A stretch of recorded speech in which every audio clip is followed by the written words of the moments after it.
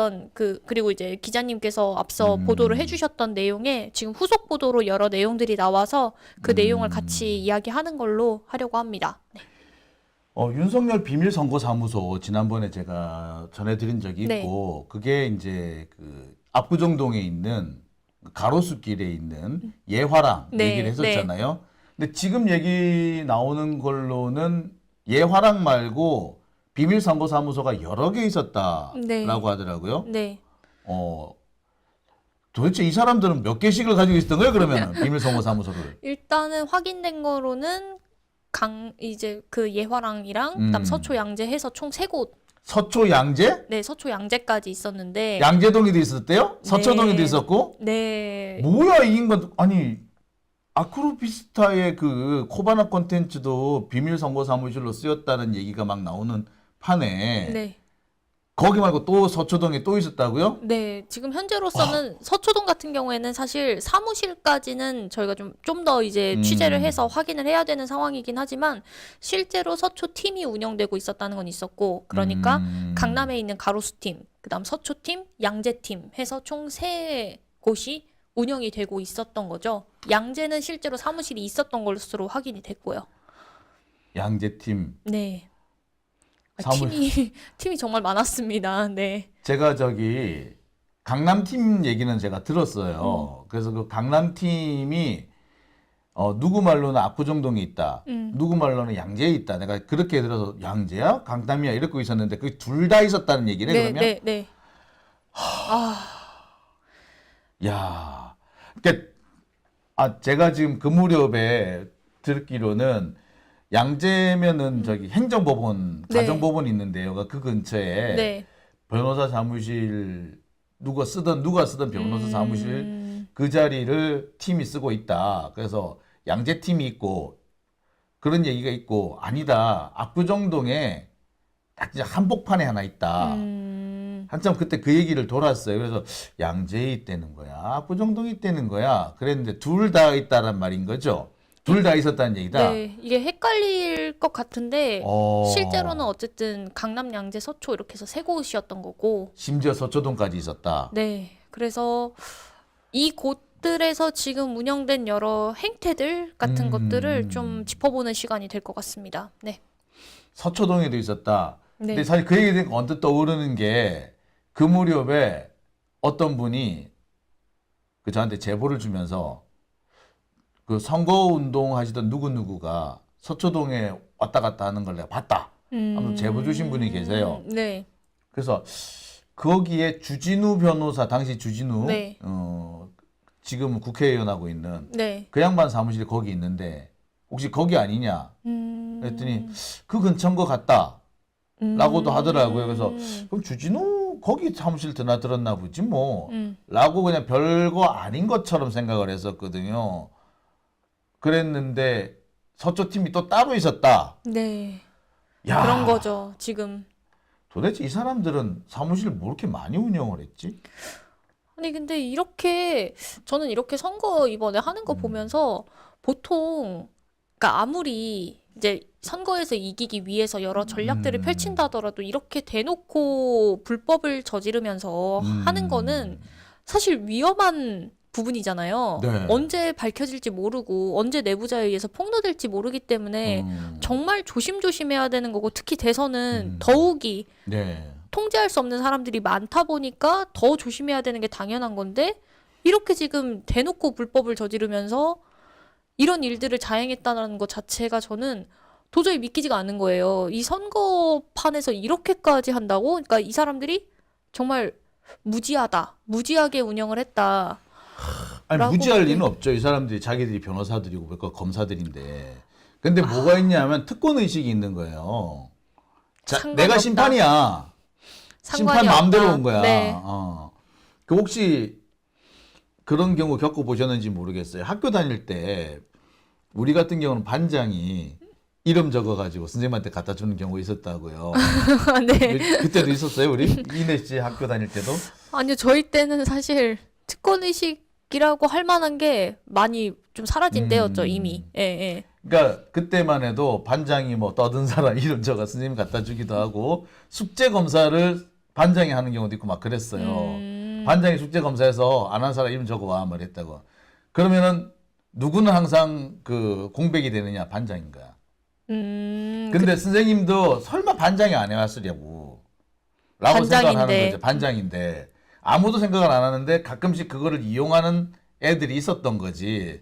그래서 반장이 숙제 안 하는데 아무도 타치를 안 하는 거야. 그리고 반장하고 친한 사람들, 봐주기도 친한 애들 하고, 봐주기도 하고. 그런 상황이 아닌가라는 생각이 들어요. 내가 숙제 검사할 건데 뭐. 역시 결국은 윤석열이 그러니까 이 사람들은 준법 의식이라는 게 없는 거죠. 이 사람들은. 이게 잘못이라고. 잘못인데 뭐 어때? 우리가 심판인데 뭐.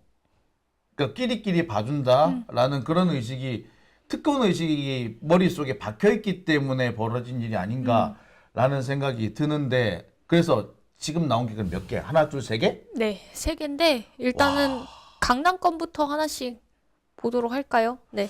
야, 그러면 이게 사실이면은 선거 이거 당선 무효예요. 그렇죠. 당선 무효의 정치자금법 위반에 뇌물죄에 걸려 있는 게 더군다나 많죠. 0.73%인가 0.7% 아주 근소한 네, 차이였기 때문에 공직선 이런 그 문제들까지도 사실 당선에 영향을 많이 미쳤을 수 있거든요. 그렇죠. 네. 그러면은 지들이 토해내야지 오히려. 그렇죠. 실제적으로 지금 대통령 이제 끝나고 나면은 걸려 있는 법들이 지금 최소 3-4개인데 이것만 보더라도 윤석열하고 국힘하고 이제 다 절멸할 수 있는 그런 상황인 거죠. 지들이나 똑바로 할 것이지. 그러니까요. 근데 무슨 민주당 먹튀한다고 무슨 방지법을 발의하고 말도 안 되는 거죠. 그러니까 이게 자기들은 안 걸릴 거다.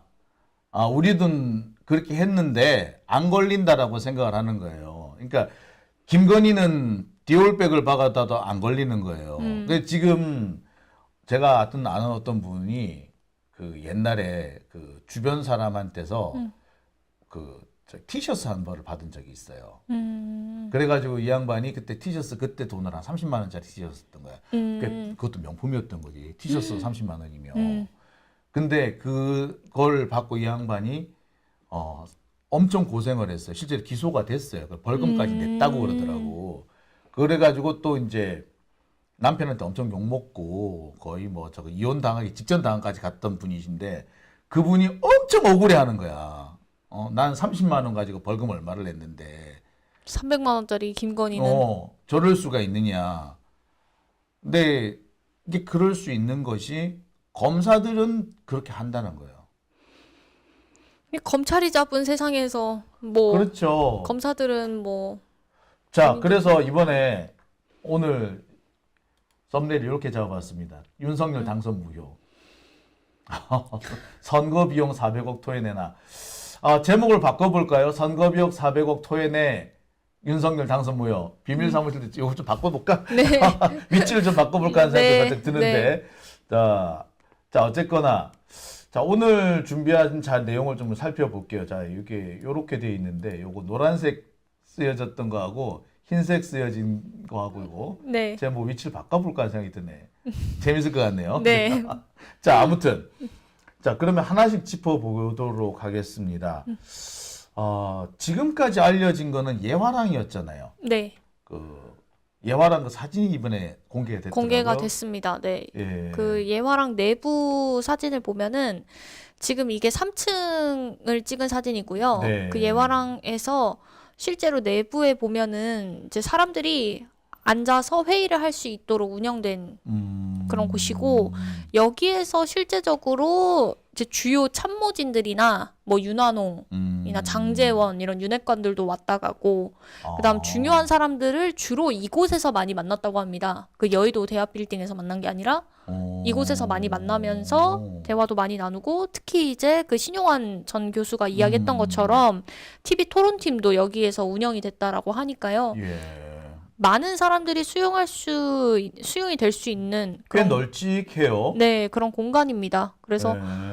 이곳에서 운영이 되고 아니, 있었다고 사무실이 해요. 없는 것도 아니고 여의도에 사무실이 뻔히 있으면서 왜 거기는 안 가고 왜 여기 일로 갔을까? 좀 그러니까 이해가 안 가네요. 그러니까 어쨌든 여의도에서는 보는 눈들이 워낙 많으니까 강남에서 따로 조용히 만나야 될 중요한 사람들은 거의 이곳에서 다 만났다라고 이야기가 나오고 있습니다.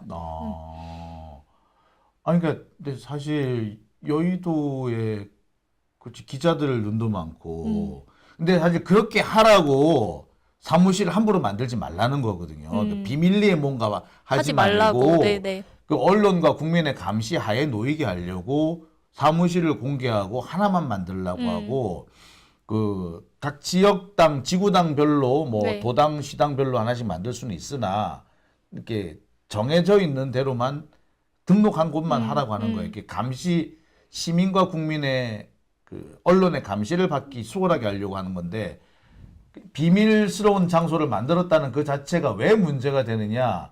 바로 이곳에서 여러 가지 문제가 생길 수 있기 때문에 은밀한 이런 뒷거래라든지 이런 문제를 생기지 않게 하려고 네. 이런 걸 만드는 건데 결국에 그만큼 뭔가 은밀하게 자기들끼리 아, 그렇죠. 뭔가 있을 수 있었다는 얘기잖아요. 네네네. 아하. 그래서 이곳에서 뭐 이준석 의원도 이곳에 당시 와가지고 윤석열 후보가 당시 후보가 그 신주소 구주소까지 알려줘 가면서 이곳에 오라고 일로 오라고. 네 이야기했던 것도 있고 그 카톡은 실제로 공개가 되기도 했고요.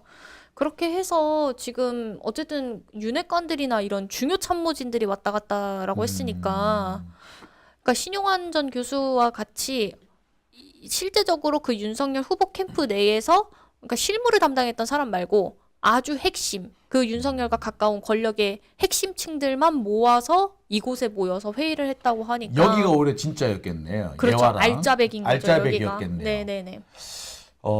아크로비스타에서 꽤 가까워요. 여기서 거기까지. 그러니까 이게 아시는 분은 아시겠습니다만 가로수길 거의 가로수길 시작되는 그렇죠. 부분이에요. 네네네. 예. 시작되는 부분이고 여기 뭐 저기 그 현대백화점 있는 그 블럭에 있는 그리고 우리가 보통 그 한남대교라고 그러죠. 한남대교에서 그게 멀지 않아요. 그럼 아크로비스타에서 살짝 고개 하나 내려가지고 쑥 하면 금방 쑥 들어갈 수 있는. 그리고 이제 그 골목길 잘 아는 네. 사람들은 막히지 않는 공간을 찾아갈 수도 있어. 코스로 코스가 네. 있어요. 네네네. 보면서 여기 골목길로 요렇게 오면은 금방 갔겠구나. 보면서 그 생각 언뜻 했거든. 아크로비스타 쪽에서 큰 길로 안 나오고 뒤쪽 골목길로 싹 빠져나가면은 경부고속도로 따라서 또 길이 하나 있어요. 골목길이 있어요. 작지 않은 골목길에 제법. 그 교행이 가능하고 좀 빨리 갈 수도 있는 골목길인데 글로 쏙 들어가지고 이렇게 쭉 가면은 바로 쏙 들어갈 수 있구나. 그러면은 사람들 눈도 적당히 예, 피해가면서 어. 그리고 예를 들어 윤석열이 어쨌든 주로 알고 있었던 게 법률가들, 뭐 검사, 판사, 법조인들이었으니까 가깝게 왔다 갔다 했을 수도 있겠네요. 그런 서초나 양재나. 저 아저씨가 게을러. 멀리 이동하는 거를 멀리 이동하는 거 싫어해요. 아주 그렇죠. 예, 그러기 때문에 그래서 여기를 했구나. 라고 생각이 들 가깝게 정도로 왔다 갔다 빨리빨리 할 수 있는 곳을 찾았던 거군요. 솔직히 말하면 한 가지 더 솔직하게 얘기를 하나 더 얘기를 하면은 윤석열이 경선 사무실을 어디다 둔 줄 아세요? 혹시?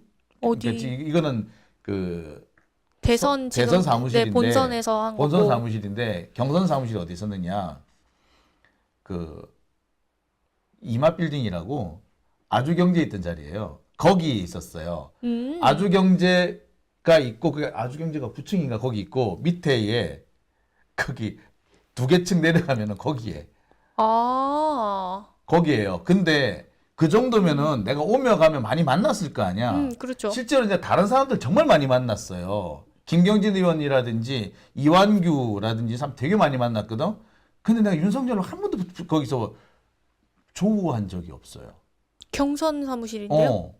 정말 많이 왔다 갔다 했을 것 같은데 그 아무리 이제 그 왔다 갔다 다른 뭐 차 같은 경우는 바로 왔다 갔다 할 수 있게 하는데 내가 한 번도 본 적이 없어. 마주쳤을 법도 한데. 그렇죠. 예. 당연히 마주쳤을 법도 한데 한 번도 본 적이 없어. 그래서 이 사람은 경선 사무실에 오기는 와? 내가 물어볼 정도였거든요. 그래서 김경진 의원한테도 물어봤어요.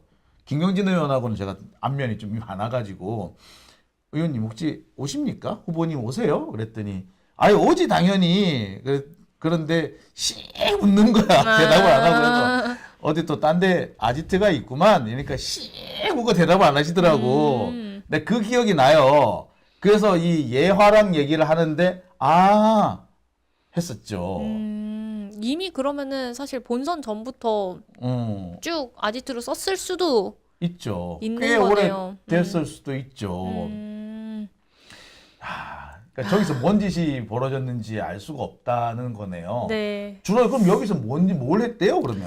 여기에서는 이제 아까 말씀드린 것처럼 핵심 참모진들과 뭐 중요한 사람들 약속 장소이기도 했지만 TV 토론 팀이 여기에서 실제적으로 면밀하게 준비하는 공간이었다고 하는데 아하. 그런데 그 TV 토론 팀의 주요 준비 내용을 보게 되면 대부분 이재명 대표를 악마화하는 그런 질문들을 할 수 있는 그런 토론을 준비를 했다고 해요. 그러니까 사실상 이재명 대표 네거티브 전용으로 아하. 만들어진 공간이었다라고 볼 수가 있겠죠. 그러면 사실상 이재명 대표에 대한 네거티브를 위한 곳이었다면 말 그대로 비밀. 네, 비밀스럽게. 그러니까 실제로 뭐 정확하게까지 아직 그 뒷내용들은 더 취재가 좀 돼야 되겠지만 단순 TV 토론만 했겠느냐 아니면은 그 여론 조작팀이나 지금 그렇죠. 여러 가지 그 이재명 대표를 비방하고 있지도 않은 허위 사실을 유포하는 그런 온라인 공간들도 그렇죠. 이곳에서 운영되지 않았을까라고 추측도 해볼 수가 있는 거죠. 충분히 그럴 네, 그럴 가능성도 큰 거고. 있죠. 그래서 이 일명 가로수 팀이라고 하는 그 팀이 모여서 이 대장동과 관련된 특히 대장동과 관련된. 네, 한참 그때 대장동 얘기가 많이 나왔었으니까 그래서 뭐 이재명 대표를 완전히 그 대장동의 몸통으로 연결시켜버리는 그런 취지의 질문들과 그 실제로 그 준비를 했던 그 문서들이 있습니다. 아, 그래요? 네. 볼까요? 네. 예, 이 문서의 모양이군요. 네. 자, TV 토론, 대장동 게이트 등 질문 아이템 및 포인트라는 내용이에요. 네. 아, 여기 보니까 이렇게 몰아가라. 너무 이런 내용들이 정말 세밀하게 악의적이네요. 네, 세밀하게 악의적으로 특정이 되어 있는. 그래서 부패에 유능하다, 도덕성 이런 거. 진보가 지금 제일 취약했던 게 당시에 도덕성 문제가 제일 컸었잖아요. 그때 문재인 정부나 이낙연 전 대표가 계속 얘기했던 게 그런 도덕성에 대한 이야기가 있었는데 그 도덕성을 가지고 문제시 삼는 거나 폭력성. 폭력성? 왜냐면 이재명 대표 당시 뭐 주변 인물들 자살하지 않았냐 뭐 이런 식으로 해서 지들 때문에 죽었는데 뭔 검찰 그러니까요. 때문에 죽였는데 그런 얘기들까지도 계속 불리하게 이야기를 하고 여기 다음 사진을 보면 제가 제일 충격적이었던 건 네 번째 네 검사 대 번째요. 피의자 이미지로 몰고 간다. 검사 대 피의자 이미지로 몰고 가라. 네. 질문 아이템 및 포인트에서 검사 대 피의자 이미지로 몰고 간다라는 게 윤석열이 내세울 수 있는 게 검사 이미지밖에 그럴 게 없는데 없었기 때문에 그런데 심지어 그 이재명 대표를 피의자처럼 그러니까 취조하는 분위기로 계속 만들고 이걸 토대로 해서 실제 그 TV 토론 진행된 것도 보게 되면 다 윤석열이 할 수 있는 게 대장동 관련된 이야기밖에 없잖아요, 사실. 아는 게 없으니까. 아는 게 없으니까. 그러니까 계속 이런 얘기들을 준비를 해갔었다. 그 예화랑에서. 이게 다 예화랑에서 만들어진 네. 문서라는 거군요. 네네. 그러니까 이런 문서를 만드는 곳이었으니까 가장 핵심 네. 참모들이 모이는 곳이었고 네. 달리 말하자면은 진짜 사무실은 여기였다. 오히려 여기에서 더 여의도는 네. 그냥 포장일 뿐이네. 말 그대로 그냥 거칠해식으로 해서 우리 운영되고 있습니다라고 하는데 실제적으로 TV 토론을 여의도 가서 준비를 해야지 뭐 강남 예화랑까지 와서 준비를 해요. 그렇죠. 그런데 이곳에서 이렇게까지 세밀하게 준비를 했다고 하면 여기가 오히려 핵심적으로 운영이 되고 있었다. 그러고 나니까 또 몇 개 떠오르는 일이 기억나는 게 있어요. 그 당시 윤석열 후보 시절에 집에 잘 안 들어간다는 얘기가 있었어요. 아크로비스타에 안 들어간대. 왜? 뭐 여러 가지 이유가 있겠지. 그러면서 뭐 싸웠다는 둥 뭐 그런 얘기들이 막 나는 그래서 막 그런 얘기들 불화설 뭐 부부 싸움설 막 이렇게 얘기 떠돌면서 그래가 어디 가냐 그랬더니 그 고속터미널에 호텔이 큰 게 두 개가 있잖아요. 그 하나가 이제 그 메리어트 호텔이 하나 거기 있잖아요. 거기를 간다는 거야. 아, 그래요? 근데 실제로 메리어트 호텔에 투숙했다는 얘기는 제법 몇 개가 있었어요. 네. 그런데 메리어트 호텔에서 여기 예화랑은 정말 가깝거든. 아. 진짜 가까워요. 그래서 라는 생각이 그러고 보니까 그렇다면 진짜 이게 뭐가 있었겠구나 라는 생각이 드는데 혹시 뭐 이렇게 되면은 뭐 진짜로 무슨 뭐 불화설이 아니라고 하더라도 여기서 실제로 만나서 절로 갈 수도 어쨌든, 있고 했다는 거야. 그렇죠. 어. 참 이게 어디든 이동하기가 참 용이한 그렇죠. 공간이었네요. 이 그러니까 예화랑이. 사실 지금 제가 이게 그 여러 가지 사무실 비밀 사무실 얘기를 들으면서 그 당시에 조각조각 들었던 여러 가지 내용들이 하나로 딱 연결되는 느낌이 드는 거 있죠. 아, 그게 있었다면 여기 있었다는 게 말이 되는구나. 이게 있었다면 거기 있었다는 게 말이 되는구나. 그 아. 예화랑이 밝혀짐으로써 지금 여러 가지가 이제 되게 좀 당황스러울 정도예요. 네. 근데 이 예화랑 글쎄 문제가 단순히 이걸로 끝날 것 같지는 않은 것 같아요. 그러니까 예화랑이 됐든 뭐 다른 비밀 사무실이 됐든 이런 사무실을 제공받는데 분명히 돈이 들었을 거란 말이에요. 그렇죠. 공짜로 받았으면 공짜로 받는 것도 문제란 말이에요. 네. 그게 그 자체가 정치자금법 위반인데 이게 비밀 사무실을 운영하지 말라고 하는 이유가 이런 검은 돈이 오갈 수 있기 때문에 그걸 막자는 것이고, 사실 이렇게 비밀 사무실을 운영하면 여기 들어가는 비용은 그 선거 운동 그 비용에 포함이 안 될 수도 있단 말이에요. 그럼 이게 불법적인 선거 자금이 된단 말이거든요. 네. 그럼 그 사람들한테 불법적인 뭐 또 특혜가 주어진다고 해서 감시가 안 되는 거예요. 그럴 수가 있죠. 예화랑 같은 경우도 그런 지금 의혹들이 제기되고 있다면서요. 네. 그리고 심지어 이제 여기에 포함해서 어쨌든 이 불법 선거사무소가 운영되려고 했던 그 예화 그 선거사무소로 운영되고 있었던 그 예화랑을 아예 흔적 지우기, 증거 인멸하려고 하는 그런 정황들까지 나왔는데 지금 보게 되면 이 예화랑이 지금 최근에 고가의 임대차를 계약했다라고 하는 최근 기사가 나왔어요. 근데 여기에 내용들을 보게 되면 실제로 지금 이 예화랑 그 김방은 대표와 거래를 했던 한미약품이라는 곳이 있는데 네. 그 한미약품의 계열사인 온라인팜이라고 하는 이제 한미약품을 이제 비대면으로 온라인에서 판매하는 그런 곳이 있었어요. 온라인팜이라고 하는 그 온라인팜에서 이 예화랑에게 이제 48억 원의 임대료를 주고 임대료까지 미리 선지급을 줘가면서 물론 근저당을 설정하긴 했지만 그렇게 해서 지금 어떻게 보면 큰 돈을 미리 먼저 그 예화랑한테 주고 사들인 거예요. 20년 장기 계약을 하면서 보증금 48억 원에 월 임대료 4억. 네. 보증금이 48억이요? 네. 월 임대료가 4억이요? 네. 이렇게 해서 월 만약에 임대료가 4억? 계산을 하면 1,000억 가까이 돼요. 20년까지니까. 아니, 월 임대료가 4억이면 1년에 50억 가까이 되는 거 아닙니까? 그렇죠. 그게 지금 그걸 20년 동안 계속 낸다라는 거예요? 그 한미약품 이거는 다른 의도가 있어 보이는데 이거는 예화랑에 돈을 주는 걸로 되어 있으나 실제로는 이게 다른 쪽으로 돈이 갈 그러니까 임대료를 빙자해서 다른 데로 가는 뇌물일 가능성이 되게 높아지는데 이렇게 큰 금액을 준다고? 예화랑 건물 이렇게 크지 않아요. 크지 않죠. 건물을 통째로 임대를 해도 그랬을 텐데. 그래서 이거 어떻게? 지금 이 세부적인 내용들 그 다음 내용을 좀 보게 되면 예. 네. 자, 다음 내용을 계속 이어서 볼게요. 네.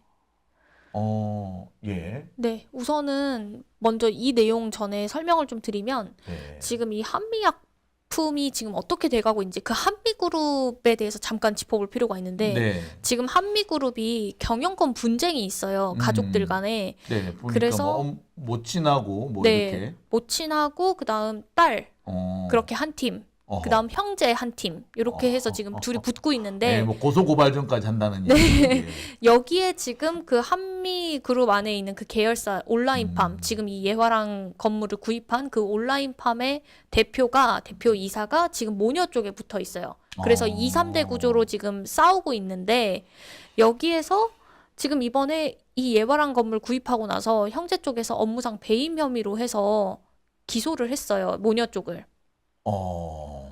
배임 혐의로 기소를 했는데 왜냐면은 문제가 되는 게 실제로 온라인팜에서는 말 그대로 온라인에서 물건을 파는 것이기 때문에 굳이 사무실 이렇게 네. 비싼 게 있을 이유가 없어요. 이렇게 큰 돈을 들이고 또 예화랑에 어. 먼저 임대료를 선지급하면서까지 건물을 구입할 필요가 없잖아요. 아, 그러고 보니 참 지금 예화랑이 지금 재건축 중이에요. 네. 건물 뜯었어요. 네, 맞아요. 그 건물을 뜯어서 근데 무슨 임대차를 20년씩이나 해? 앞뒤가 전혀 안 맞는데? 그런데 구입을 한 거예요. 그러니까 변명은 지금 본인들이 이제 앞으로 그 플래그십 스토어라고 그래서 이제 말 그대로 그 홍보차 전용으로 해서 그래요? 만드는 그런 스토어 같은 거 있잖아요. 네. 그런 거를 위해서 이미 계약하고 있었던 부분이다, 계획을 하고 있었던 부분이다라고 하면서 구입의 경위를 설명하긴 했는데 실제로 그 구입 경위들을 보더라도 좀 이해할 수 없는 부분들이 있죠. 좀 이해가 안 되는데요? 근데 아니, 건물이 있으면 글쎄 몰라. 비싸도 또 얘기가 된다 쳐. 근데 건물이 없잖아. 근데 무슨 임대차 계약 48억이야. 48만 원도 아니고.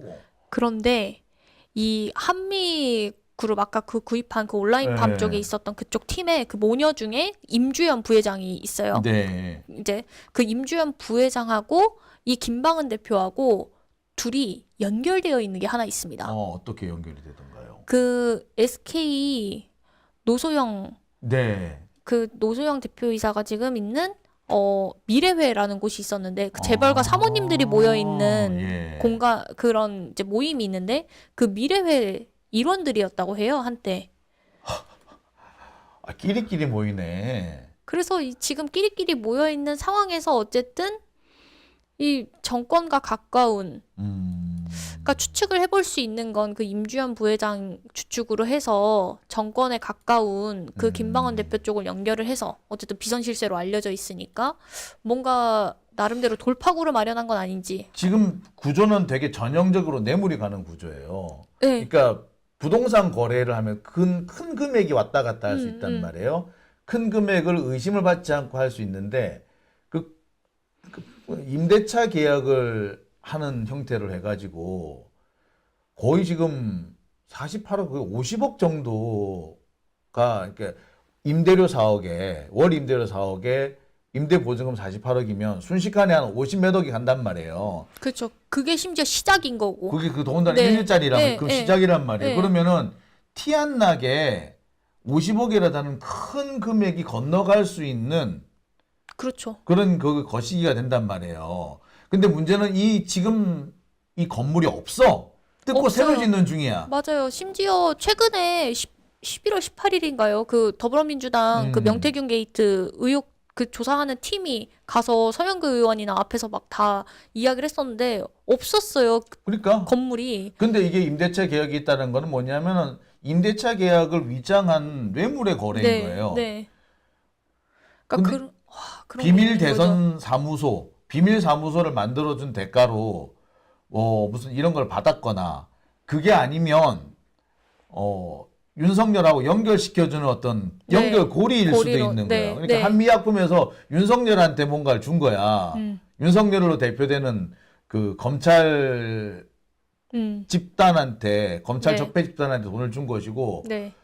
그러니까 여기 예화랑 같은 경우는 앉아서 뽀찌 먹는 거네. 그렇죠. 중간 다리 만들어주고. 그리고 이건 이제 아직 추측이고 정황 단계라 이건 좀 음. 조심스럽지만 지금 이제 윤석열 정부 의료 개혁이나 여러 가지 맞춰져 있기 때문에 네. 그런 거 관련해서도 이 한미약품이 아. 네, 관련이 돼 있을 수가 있어서 그러니까 그런 여러 가지 정부 정책이나 이런 거 봤을 때도 연결될 수 있는 고리들은 충분히 있는 거죠. 야, 이게 이래서 비밀 선거 사무소를 만들지 말라는 거거든요. 네. 각종 비리의 온상이 될 수가 있고 네. 온갖 그 뇌물의 그 연결 통로가 될 수 있기 때문인데 네. 이게 양재동에도 있었다는 말이죠. 네, 양재동은 좀 다르긴 한데 사실 양재동은 이미 어느 정도 얘기는 나와 있었습니다. 이제 그 건진법사 팀이 여기 있었는데 건진법사가 여기 있었다. 네. 아하.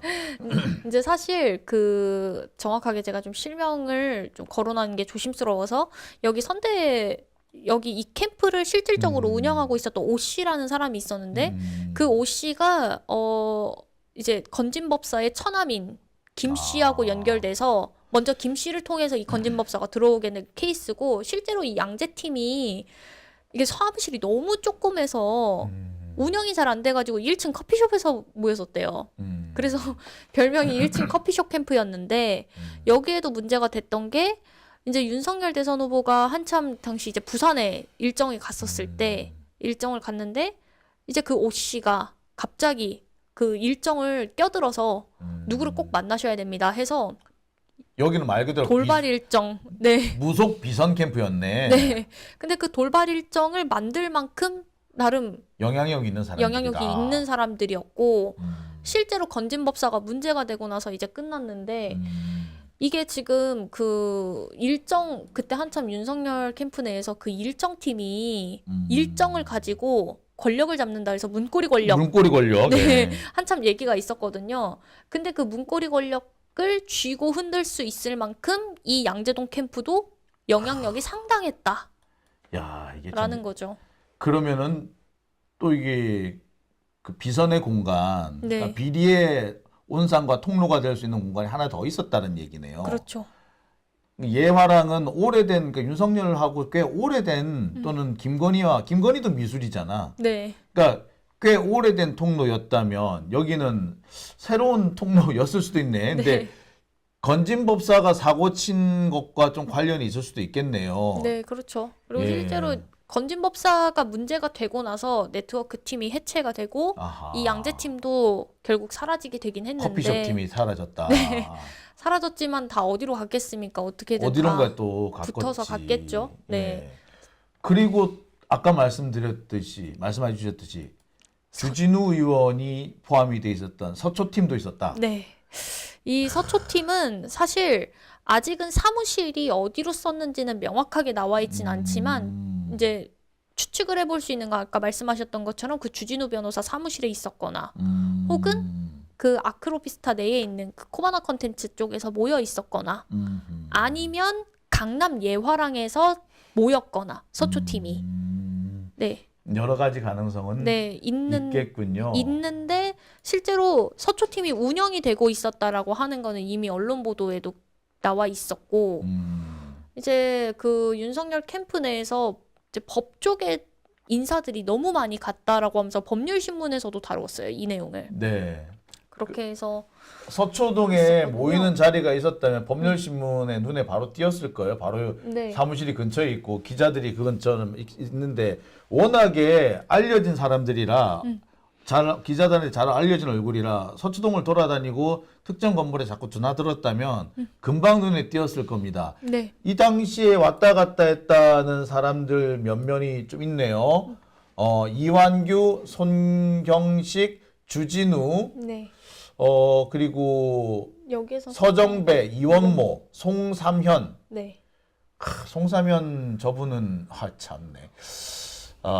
그 네거티브 같은 것들을 대응하다 보니까 일종의 법률적 대응 이런 네. 것들을 하던 사람들을 주로 모았다. 네. 뭐 현실적으로 그러면 주진우 변호사 사무실에 모였을 가능성이 제일 크기는 하네요. 그래서 이 사람들이 모여 있는 것도 있었고 또 법조 기자들도 여기에 많이 모여 있었다고 하니까 법조 기자들이 여기 드나들었다고요? 네네네 같이 네, 한 같이. 팀으로? 네, 한 팀으로. 네. 그래서 그 법조 거기서 나오는 기사가 개판이었구나. 자기가 선거 운동을 하고 있었네. 그렇죠. 이거 이래서 문제인 거예요. 왜냐하면은 언론이나 또는 기업인이나 뭐 법조인이나 선거운동에 개입을 하면 안 되고 선거운동에 개입을 할 시 비난을 받을 수 있는 사람들이 이런 비밀 사무실에 드나들면서 자유롭게 불법적인 선거운동을 할 수 있다. 그걸 막기 위해서 필요한 게 이렇게 사무실을 이렇게 비밀 사무실을 두지 말라는 그런 취지인데, 그러니까 윤석열 같은 경우는 정말 자유롭게 운영을 했군요. 비밀 사무실을 이렇게 많이 운영한 사례도 없어요. 네, 지금 확인된 것만 세 곳인데 일단 확인된 것만 세 곳이라 하니까 어허. 더 있을지 아니면 이 세 곳에서 어떤 일들을 또 깊숙이 했을지 좀 더 밝혀야 되는 상황이긴 한데요. 네. 어쨌든 저희가 앞서 맨 처음 얘기했던 것처럼 이렇게 비밀 사무실들이 명확하게 드러난 이상 이걸 갖고 사실은 수사를 해야 되는데, 왜냐면 그쵸, 이게 수사를 해야죠. 이 건이 지금 서울중앙지검에 고발이 되어 있긴 하거든요. 최근에 고발을 했어요. 그 안진걸 소장님이. 우리 네. 진걸 소장님. 네, 안진걸 소장님이 이제 여기를 고발을 했기 때문에 수사를 들어가야 되는 게 맞는데 아마 수사를 안 하겠죠. 당연히 이 검찰은. 자, 이게 사실은 윤석열 같은 경우 현재 선거 대선 이게 그 선거 무효 소송이 현재 계류 중이에요, 대법원에. 따라서 이 사건이 그 현실화돼 가지고 수사가 어느 정도 진행되면은 선거 무효 소송, 당선 무효 소송의 증거로 쓰일 겁니다. 그러면 이게 뒤늦게나마 선거 무효가 될 수도 있고요. 심한 경우에 임기를 마친 경우에도 이거 물어내야 돼요. 그러니까 그래서 아까 말씀하셨던 것처럼 이 민주당이 돈을 물어내야 되는 게 아니라 윤석열이 돈을 물어야 되는 그런 상황이 될 거예요, 아마. 참.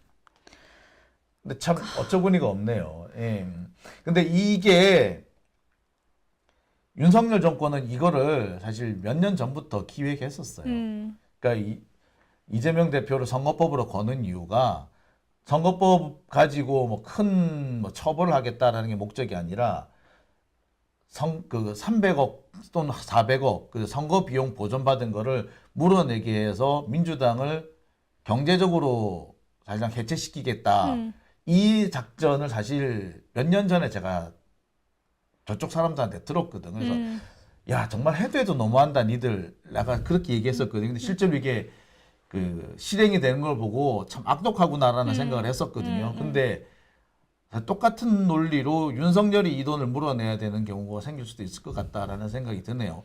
우리도 똑같이 물고 늘어져야겠네. 그러면. 그렇죠. 그리고 실제 어쨌든 저는 계속해서 이걸 이제 공론화 시키면서 실제로 검찰이든 이걸 수사할 수밖에 없는 상황으로 몰 수 있는 거는 전 이제 국민들밖에 없다고 생각해요, 답은. 네. 그래서 지금 단순히 뭐 그냥 검찰 정권이 문제다라고 하는 게 아니라 검찰 정권이 아니 그 본인들이 갖고 있는 기소권, 수사권 이용해서 어떻게 보면 사회정의 실현하라고 지금 이 권리들을 줬는데 자기들이 불법을 저지르면서 이런 형국을 벌이고 있으면서 거기에 사법부 들어가 있고 수구 언론 들어가 있고 국짐도 지금 문제가 되는 상황이기 때문에 이걸 막을 수 있는 거는 이제 국민들밖에 없다. 그래서 저는 국민분들이 이 윤석열 불법 사무실에 대한 문제를 좀 명확하게 인식하고 이에 대한 문제 제기를 많이 해주셨으면 좋겠다라는 생각이 있어서 그래서 오늘 사실 이 내용을 준비한 것이기도 하고, 아무튼 오늘 이제 집회 가거든요, 저는. 네. 집회 가서 또 열심히 취재를 해보도록 하겠습니다. 네. 좀 요즘처럼 마음이 답답해질 때도 없는 것 같아요.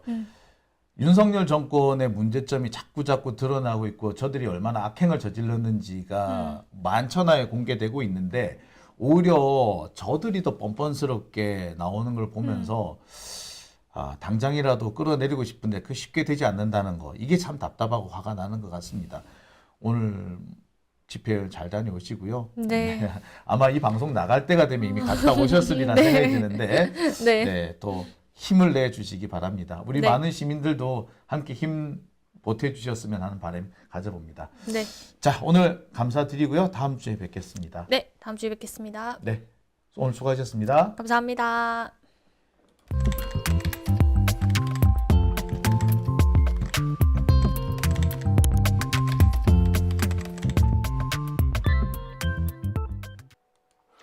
네, 오밤중에 뉴스 함께하고 계신 지금 시각 12시 2분 지나고 있습니다. 어떤 분이신가요? 크리스 씨님, 녹화네! 라고 하셨어요. 예. 제가 몇 번 말씀드린 바 있습니다만, 출연자들 오실 때는 녹화인 경우가 많습니다. 우리 강지호 기자의 경우에는 라이브도 꽤 있는데요. 그 밖에 다른 분들은 제가 이 밤중에 오라고 할 수는 없잖아요. 지금 이 오밤중에 어떻게 오라 그래? 특히 우리 누구야 우리 이인혜 기자 같은 사람이 아유 차도 없어요 그 친구 이거 어떻게 이 밤중에 오라 그래? 그거 아니지 이거 녹화해야죠. 예. 자 이진아님 녹방이군요라고 하시는데 그거는 녹방이고요. 이거는 라이브입니다. 예. 간지남님 이현주님 이제 유튜브 많이 보지 말고 현장으로 나오시라고. 예, 현장도 많이 나가셔야죠. 네. 경험 제조자님, 엑스메이커님, 오밤중에 뉴스니까. 예, 맞아요. 오밤중에 뉴스니까 저 초대 손님들 이 오밤중에 어떻게 오라 그래. 우리 강지호 기자 같은 이렇게 보면은 우리 강지호는 왜 사이즈 자체가 크잖아요. 이렇게. 워낙에 사이즈 자체가 크기 때문에 뭐 오밤중이든 날밤중이든 뭐 괜찮지만 우리 이인혜 기자 같이 저렇게 자그마한 친구들은 이 밤중에 오면 큰일 나요. 네. 자, 이정희님, 그린스케치님, 리버스님, 간지남님, 부산갈매기님 오셨네요. 예. 젠파랑이님, 오늘은 음소거가 없네요. 라고 하셨어요. 음소거 한번 일부러 한번 해볼까요? 예. 웬만하면 음소거 안 하려고 합니다. 근데 제가 이렇게 뭐 집중하는 거 있잖아요. 예를 들어서 핏대를 한참 많이 올렸다? 그러면은 실수할 때가 종종 있더라고요. 네. 자, 이정원님, 가끔씩 낮방도 해주세요. 라고 하셨습니다. 한번 해보겠습니다. 이제 그러면은, 우리, 낮에 우리 이